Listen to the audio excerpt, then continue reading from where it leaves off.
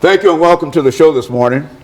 The topic this morning is racial segregation, and we're fortunate to have with us to talk about racial segregation, Alana McLaughlin.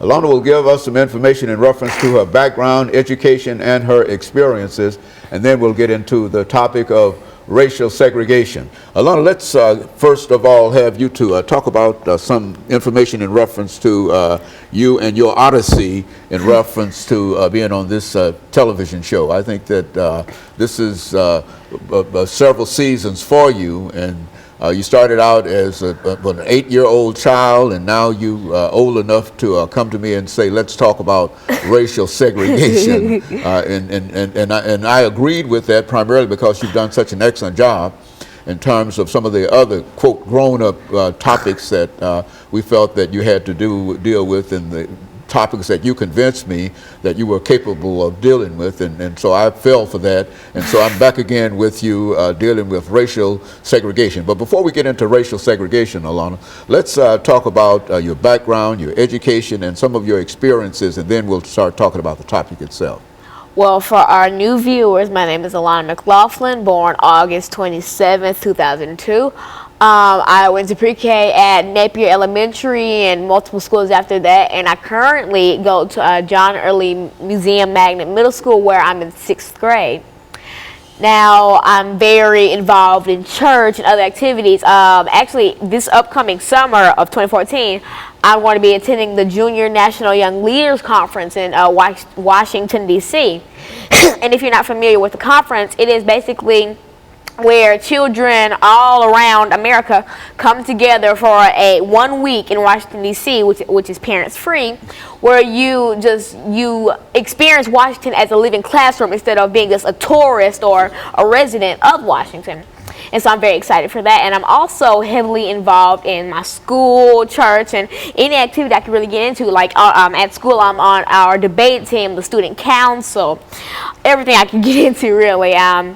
I was previously on our STEP team, and I hope to be a cheerleader next year when I get into 7th grade. And in church, I'm on a lot of committees, the United Methodist Women's Committee, the Acolyte Committee, the Usher Committee. I try to help it when I can, because, I just feel like that's my duty on earth. Very good. And of course, London, you've been involved with a lot of things. But now let's look at the topic that you're dealing with today, racial segregation. Now, what would you say about that? How would you approach that topic? Racial segregation.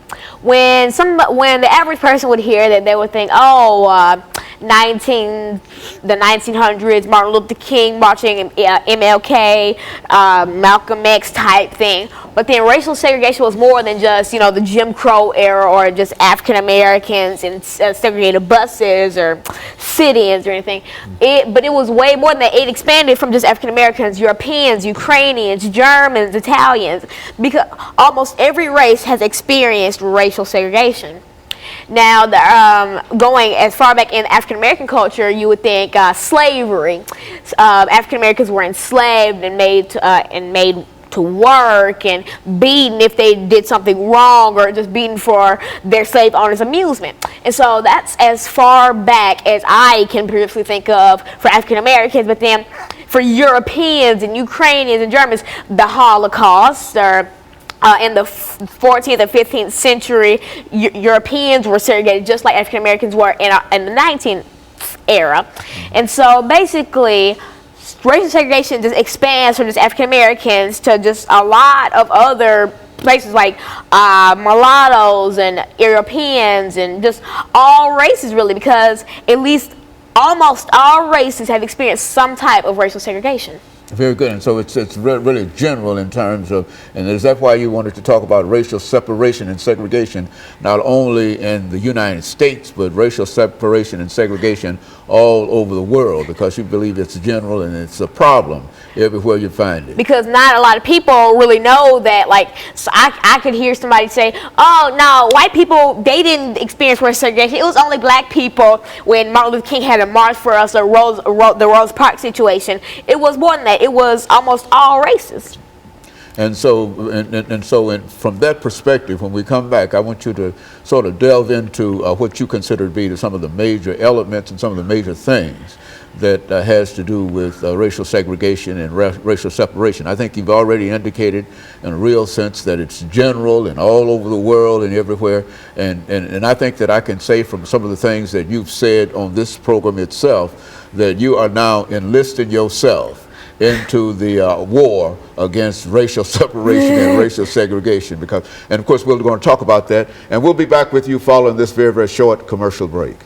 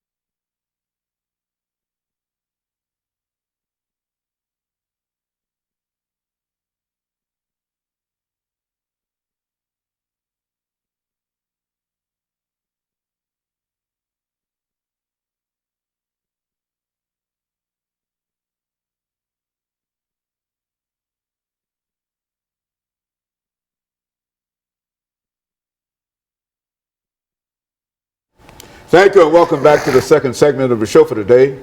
The topic is racial separation or racial segregation, and Alana has given us a taste of some of the things that she believes will play a very, very significant part in terms of separating the races. Let's pick up from where we left off when we spoke with this last segment, Alana. Well, for viewers just turning in, I am indeed Alana McLaughlin, born August 27, 2002. I'm 11 years old. I am in 6th grade at John Early Museum Magnet Middle School. And in the previous segment, we talked about my background in education. Then we sort of got into racial segregation.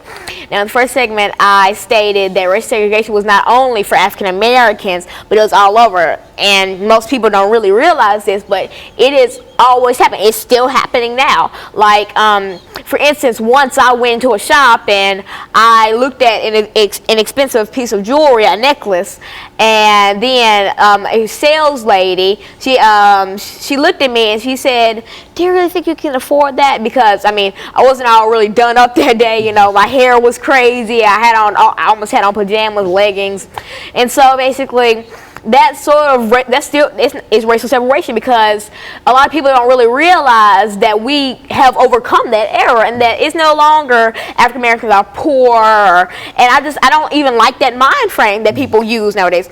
Like President Obama. We did expect it, but we never knew that we would have a black president, because there are still people today who crazily think that, oh, black people are ghetto and that they're only good for making food or cleaning, and that they're all bald-headed and they all listen to rap music. I don't think I'm bald-headed. I'm fully black. I have an African-American mother and an African-American father. I don't think I'm bald-headed. I don't really like rap music. So that's a stereotype that I don't like. And then there's a stereotype about Caucasian people who they all drink Starbucks and they're all blonde who like Instagram, this social media website, don't even get me started. But that's crazy. And that's still people using this mind frame of they want to separate people. Like, there's still people today who think Hispanics only eat tacos, or they're poor in the lower class. It's crazy. I mean, because have we not already overcome this? Did Martin Luther King not die for this? Like, he didn't die for this. He died so that we could all think we were all equal and that we could all be equal, because we are. He didn't die for African American boys, or any boy, for instance, to be walking down the street with their pants at their knees, and this stereotype of that African Americans are dangerous people who carry guns and knives, and all of them have weave. It's crazy, and I don't like it, because I actually, when I go down the street or when I see anything really, I always on TV it's depicted as African Americans are this way or that way. Then there are the African Americans who think that they're higher than people, and I just think that we're all equal. We're all one, basically. We're all made in the image of God. I don't think that she's higher than him or he's higher than her. The highest up would be God to me, and I may be wrong, but I don't think I am. And so basically, I just want us to all be equal because we are, and I wish people would see that. Like, I am sick and tired of going on Facebook and seeing someone say, I saw this girl, she got robbed today by this black girl, and just cut the black out of it, okay? Okay, that black part did not need to be added. Okay, she got robbed. Okay, that could happen anywhere. A Hispanic girl could have robbed her. A white girl could have robbed her. A black girl could have robbed her.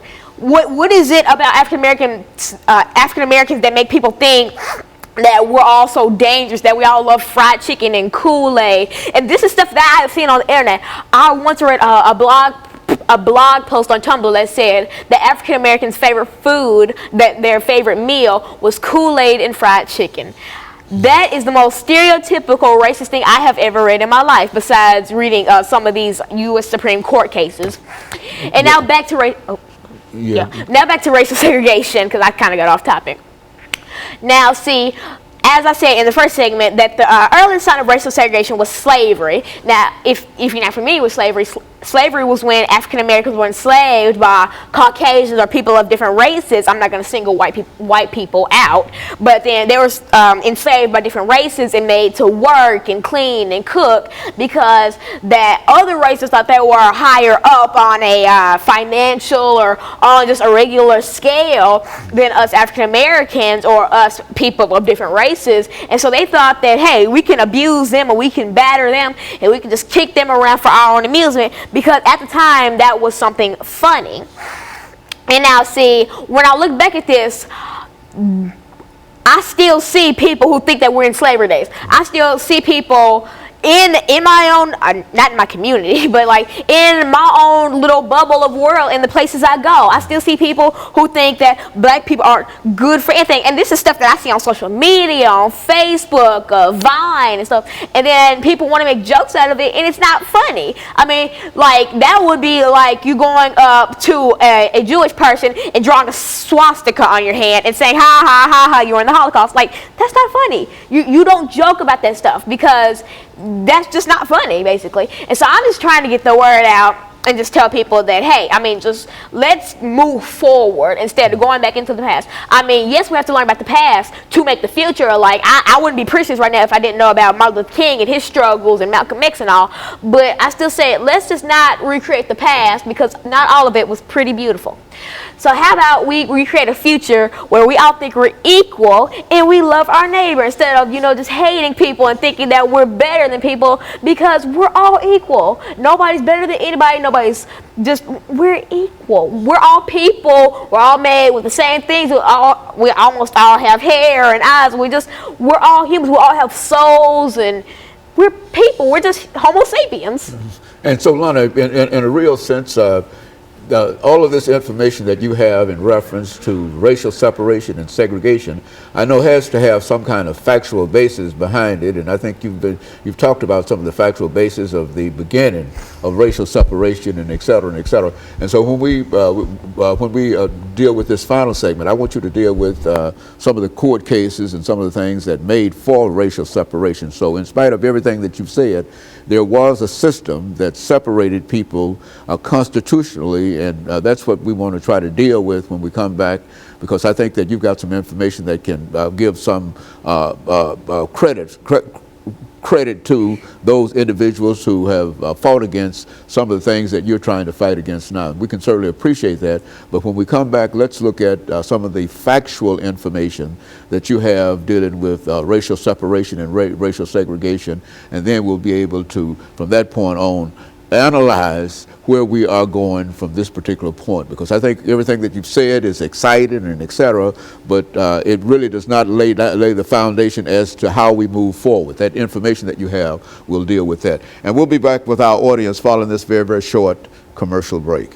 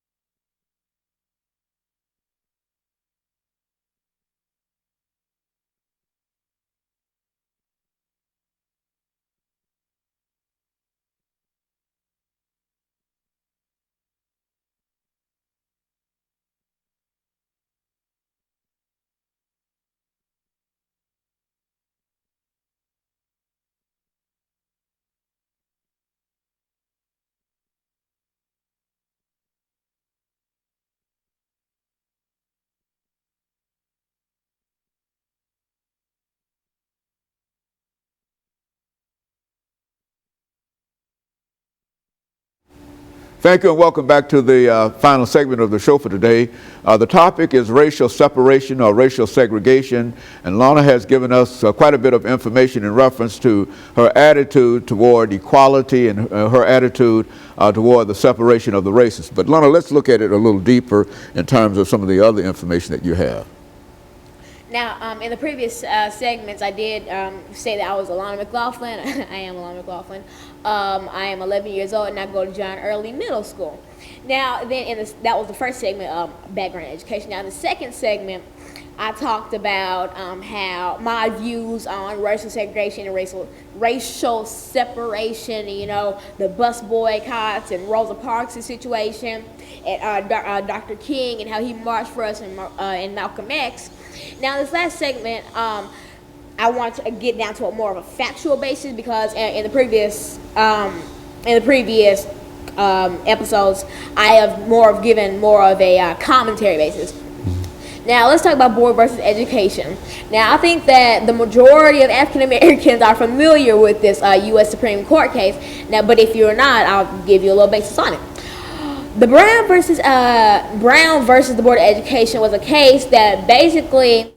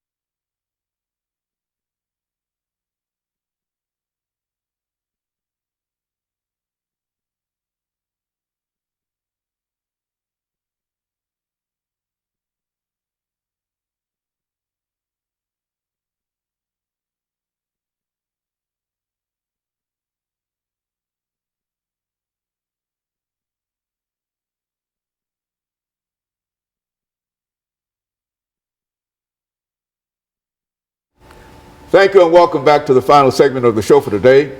The topic is racial separation or racial segregation, and the guest is Alana McLaughlin. Alana has given us some information in reference to some of the things that she believed to be important in her own personal life, and now I think she will talk about some of the factual information in reference to separation and segregation. Let's talk about it from that perspective, Alana. As Dr. Haney already stated, my name is Alana McLaughlin. I am 11 years old, and I go to John Early Middle School. Now, in these past segments, I've given more of a commentary based on like my opinion on it and how I feel and how I'm tied into it. But now I want to get down to more of a factual basis. Now, let's talk about the Brown versus Board of Education U.S. Supreme Court case. Now, I think the majority of African Americans are familiar with this case, but if you're not, I'll give you a little basis on it. The Brown versus Board of Education case was basically 1/3 of how we got integrated schools. Now, integrated schools are schools that have multiple races in it. Before, we would have just a Caucasian school or an African American school or this or that. But then the Brown versus Board of Education case basically said, hey, what's wrong with having integrated schools? I mean, because we already see African American kids who have Caucasian friends. Martin Luther King, for instance, he had a Caucasian friend, but then he was forced to stop meeting with his friend because his parents thought he was in danger of a Klan incident because he was friends with a Caucasian boy and he was African American. Now, see, integrated schools, basically. If you're familiar with like the Little Rock Nine, then you should know a lot about it. But then let me talk about the Little Rock Nine. The Little Rock Nine were a group of 9 students who went to Central High School in Little Rock, Arkansas, who basically said, you know what, they were basically the first people to really join in with the Integrated Schools Act. And so that's basically how we got integrated schools. Now, Brown versus Education, as I've previously stated, said that, you know, we need integrated schools. There's nothing wrong with it. And that's basically almost like how we got segregation ended. But then the Brown versus Board of Education case focused more on school and education, as segregation focused more on just daily life and